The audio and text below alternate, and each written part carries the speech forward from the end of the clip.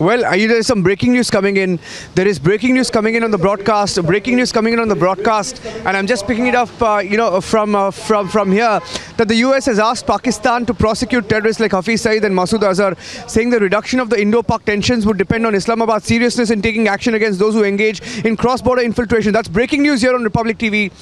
Breaking news: a day after the United Nations Security Council allowed Hafiz Saeed's accounts to be defrozen, there is breaking news that America has asked Pakistan to prosecute terrorists like Hafiz Saeed and Masood Azhar, saying the reduction, they've directly linked Pakistan's inaction against Hafiz Saeed and Masood Azhar to India-Pakistan tension, saying that the Indo-Pak tension reduction would depend directly on Islamabad's seriousness in taking action against those who engage in cross-border infiltration. That's breaking news. I think it's Alice Wells.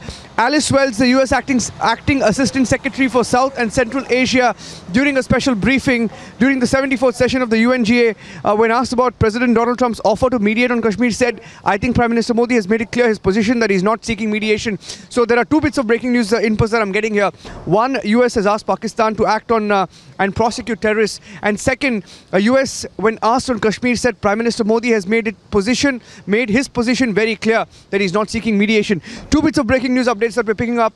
And Donald Trump, of course, met Prime Minister Modi and Imran Khan, one day after the other on 2 consecutive days. And this is a big breaking news, and I think this is something that will resonate before the Prime Minister speaks.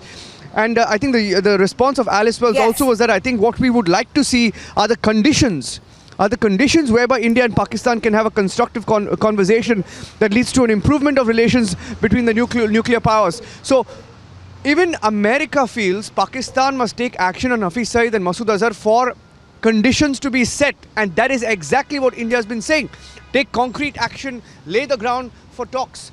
Talks can only happen if you take concrete action, and they've directly, and the US saying that all of this is linked to Masood Azhar and Hafiz Saeed. I think that's big breaking news on the broadcast. I think it will all depend on what Pakistan does from here.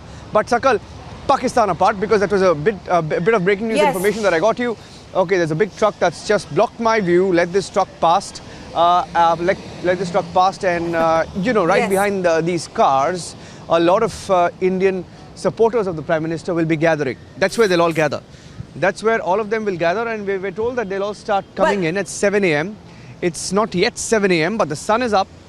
Sun is up, and they will be joining us soon.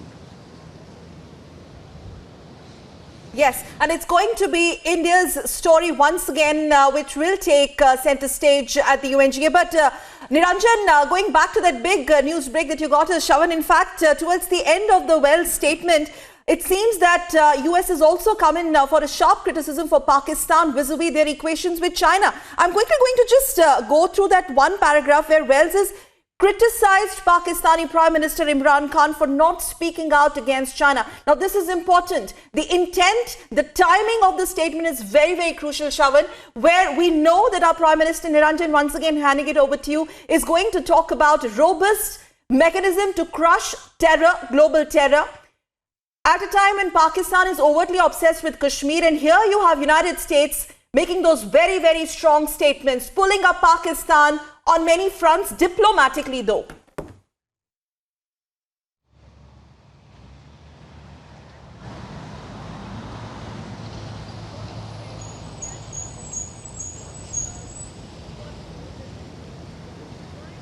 Yeah. Sorry, Sakal, for that delay. I thought you were asking that question to Shawan.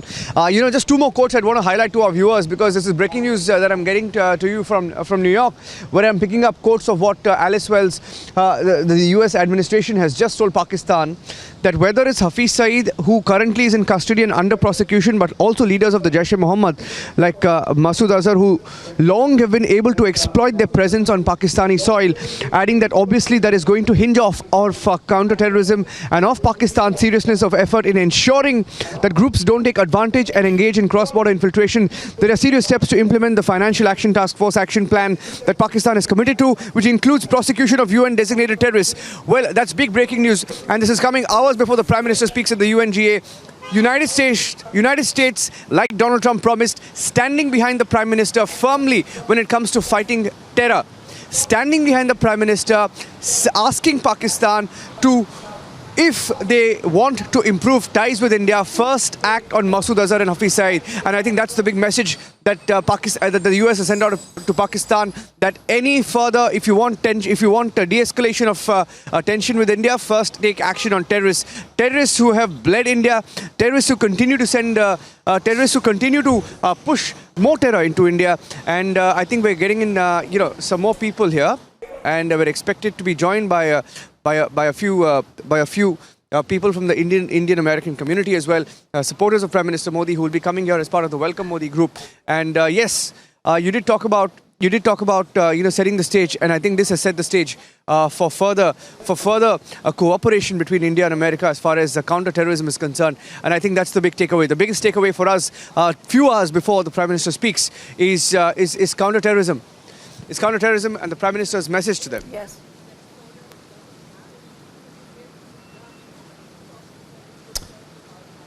Well, Or Shawan, you want to make a point? Yeah. As far as Pakistan is concerned, remember India's permanent representative to UN, Saeed Akbaruddin, had made it absolutely clear that it is expected that Kashmir would go down the same line, be it just like what we had seen previous prime ministers making. And as far as Kashmir is concerned, it's the same bogey that would be raised. But as Niranjan has been saying also, Sakal, that when it comes to India, we are setting the global agenda. It goes way beyond Kashmir. It goes way beyond Article 370. That something is going to be extremely crucial, because we're talking about counterterrorism on the one hand, which is not only talking about Kashmir, but counterterrorism at large.